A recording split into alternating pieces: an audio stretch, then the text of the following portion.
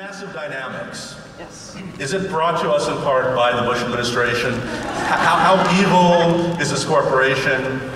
Well, do you remember years ago, and you might not, and I'm sure that some of you do, I hope, but years ago there were these commercials, just you'd see like a typical commercial at the very end, and it could be anything. It could be a soda, it could be a cleaning product, it could be anything. And at the very end it would say, Beatrice.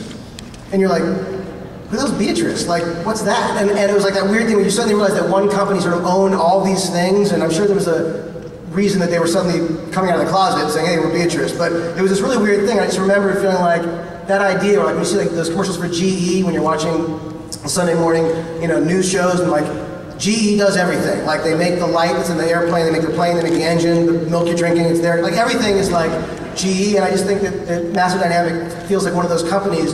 The show doesn't do the kind of corporate conspiracy thing that the pilot, in the same way that you might expect from the pilot, but it plays a big part in the story ultimately. Yeah, who says they're bad?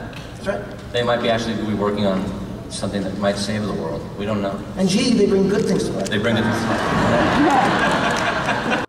Well, the decision to come back was mostly based on the pilot script, which read as an incredibly dense 2 hours of time. Actually, read as an incredibly dense movie, frankly.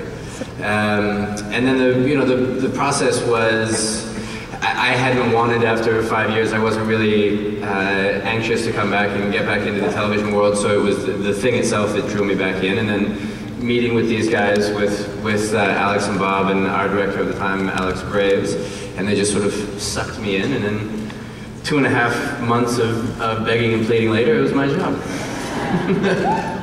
And for the producers, what about Joshua did you made him right for this role? I feel like I should go into the cone of silence for this answer. Well, in fairness, the role was originally called Pacey, and we thought, who could play this? And Josh was available. Yeah, maybe a couple kids into it, living in a little shack on the side of Cape Side somewhere. I have no idea. I haven't really put too much time into thinking about that, I gotta be honest. I don't know, I don't know, there's not really too many similarities between the two shows, other than the fact that they're both very wordy. Though thankfully on this one, I'm not the wordy one that falls to dear old dad. I just nod seriously. It's true. That's all I got. I don't know.